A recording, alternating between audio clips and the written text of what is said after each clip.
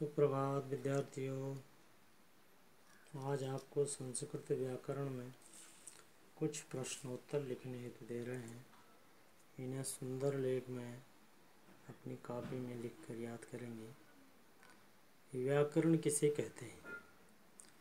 जो हमें शब्दों के निर्माण और उनको मिलाने या अलग करने की प्रक्रिया के विषय में बताता है, उसे हम कहते हैं व्याकरण। इसको इस रूप में भी कहते हैं, किसी भाषा का शुद्ध बोलना या लिखना जिसके माध्यम से सीखा जाता है उसे व्याकरण कहते हैं। भाषा किसे कहते हैं? यह कितने प्रकार की होती है?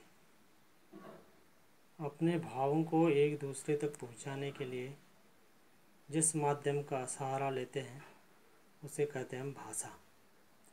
भाषा दो प्रकार की होती है मुख्य रूप से। सांकेतिक भाषा एक, दूसरा है मौखिक भाषा। सांकेतिक भाषा किसे कहते हैं?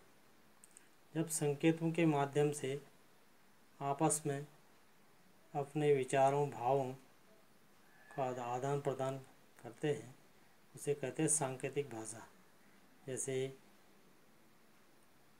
गूंगे बहरे लोगों के रूप में जो है, समाचार में भी आपने देखा होगा, संकेत के रूप में जो समाचार आते हैं वो होती है सांकेतिक भाषा। जो विकलांग लोग होते हैं, कान से विकलांग हैं, मुंह से विकलांग हैं, तो उनके लिए इस प्रकार की भाषा का प्रयोग होता है। मौखिक भाषा किसे कहते हैं? जब मुंह से बोल कर के अपने मन के भाव और विचारों को एक दूसरे तक पहुंचाते हैं वो मौखिक भाषा कहलाती है। आमने सामने बोल करके, ठीक है। इससे संबंधित प्रश्नोत्तर हैं। पाणिनि के व्याकरण ग्रंथ का नाम अष्टाध्यायी, सही है।